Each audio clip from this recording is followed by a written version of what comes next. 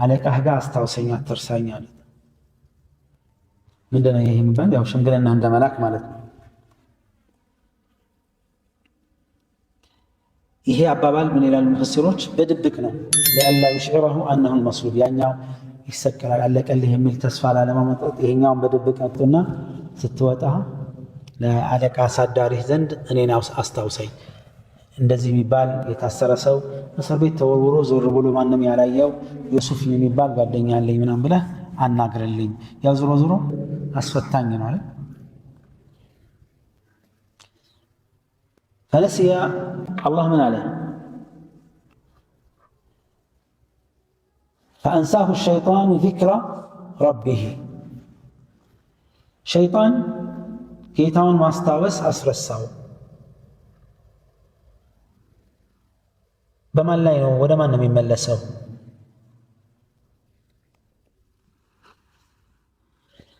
ተወሰኑት ምን አሉ? ሸይጣን ነቢዩላህ ዩሱፍን ዓለይሂ ሰላም አላህን ማስታወስ አስረሳቸው አሉ።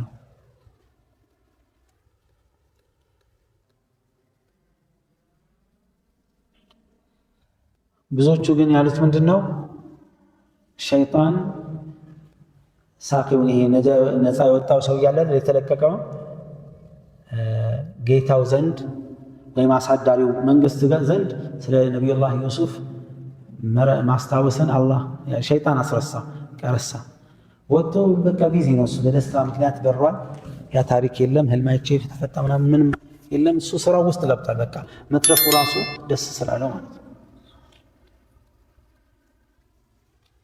ቃለ አላህ ፈለቢሰ ፊ ሲጅኒ ቢድዐ ሲኒን፣ እስር ቤት ለተወሰነ ዓመታት ተቀመጠ ይላል አላህ ስብሓነሁ ወተዓላ።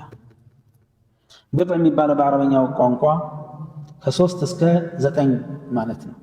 ከ3 እስከ 9 ዓመት አካባቢ 3 ዓመት ከምናምን እንደምንለው ወይም ከ3 ዓመት በላይ እስር ቤት ቆዩ። ወህብ ብኑ ነቢህ ምን ይላሉ? አዩብ በፈተና 7 ዓመት ሲቆዩ ዩሱፍ እስር ቤት 7 ዓመት ቆይተዋል ብለው ወልዕልሙ ዒንደላህ። ብቻ ቁርአን ላይ ቢድዕ ነው ያለ። ቢድዕ ማለት ከ3 እስከ 9 ዓመት አካባቢ ቆዩ። ከዛ ወቃለ አልመሊኩ፣ ከረጅም ዓመታት በኋላ እሳቸው ቁጭ ብለው በተስፋ እያዩ ነው። አላህ ያኛውም ከእስር ቤት ወጣና ያው ተወሰነበት እንዲገደል ተገሎ ተሰቀለ። እንደተባለው አሞራ እየበላው ቆየ። ያው ሲጣራ እሱ ሆነ ወንጀሉን የሰራው እርምጃ ተወሰደበት ማለት ነው። ከዛ በኋላ ቃለ አላህ ወቃለ አልመሊኩ ኢኒ አራ 7 በቀራትን ሲማኒን፣ ንጉሱ ህልም አየ። እንዲህም ብሎ አለ አላህ። ንጉሱም እንዲህ አለ ኢኒ አራ፣ እኔ አየሁኝ። ምንድን ያየው? ህልም ነው። 7 በቀራትን ሲማን፣ 7 የሰቡ ላሞችን አየሁኝ ወይም ከብቶችን አየሁ። ያእኩሉሁነ 7 ሒጃፉን፣ 7 ከሲታ የሆኑ በጣም የቀጨጩ ላሞች ሲበላቸው አየሁ። ማንን? የሰቡትን የከሱት ሲበሉ አየሁ። ወ7 ሱንቡላትን ኹድሪን፣ 7 ደግሞ የለመለሙ ዘለላዎችን አየሁኝ። ወኡኸሩ ያቢሳት፣ ሌላ ደግሞ የደረቁ ዘለላዎችን አየሁኝ። ምናሉ? እርጥቦቹ ላይ ደረቁ መጥቶ ሲጠቀለል ዘለላዎቹ ላይ አየሁኝ ማለት ነው። ያ አዩሃል መላ፣ እናንተ ታላላቅ ሰዎች ሆይ ወገኖች ሆይ፣ አፍቱኒ ፊ ሩያይ፣ ስለ ህልሜ ፍች ነገሩኝ፣ ህልሜን ፍቱልኝ። ኢንኩንቱም ሊሩእያ ተዕብሩን፣ ህልም መፍታት የምትችሉ ከሆናችሁ ፍቱልኝ። ግብፅ አገር ይህ የህልም መፍታት ጉዳይ በጣም ገኖ የታየ ነበር ይላሉ ዑለማዎች። ጠይብ ይህን ህልም ሲያይ አስደነገጠው ይላሉ። በጣም ደነገጠ። አላህ ለምንድን ነው እዚህ ጋር የጠቀሰው? ከዩሱፍ ጋር ዓለይሂ ሰላም የተገናኘ ታሪክ ስላለው እንጂ የንጉሥ ጉዳይ አይደለም። الحمد لله. طيب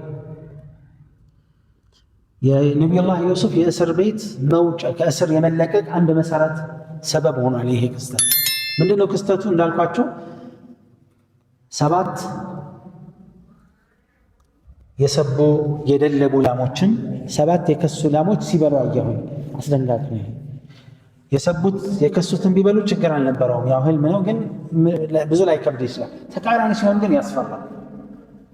የለመለሙ ዘለላዎችን ደግሞ የለመለሙ ዘለላዎች እንደዚሁም ደግሞ የደረቁ ዘለላዎችን አየሁ። አንዳንዶቹ ምንድነው ተጠምጥሞ በሱ ላይ አየና በጣም ተደናቅቶ ግራ ገብቶት ታላላቅ ሚኒስትሮችንና መማክርቶችን ጠራና እንዲህ አስፈሪ ረባሽ ህልም አይቻለው ፍቱልኝ አለ። ወይም አስፈቱልኝ ወይም ፍቱልኝ፣ እኔ ግራ ገብቶኛል። መልሳቸው ምን ነበር? ቃሉ አድጋቱ አሕላም፣ የህልም ቅዠት ነው፣ ይሄ ቅዠት ነው፣ ተወው። ወማ ነሕኑ ቢተእዊል አልአሕላም ቢዓሊሚን፣ እኛ ደግሞ ህልሞችን ወይም ደግሞ ቅዠትን መፍታት አንችልም አሉ። يعني من قالوا أي لو كانت رؤيا صحيحة من أخلاق لما كان لنا معرفة بتأويلها وهو تعبيرها. إن كان يجري كرنا ونتنيا هلم تككل هلم بيهون إن كان مفتات أقوى لنا من ينشل الماء. فعند ذلك لك كتكست بوالا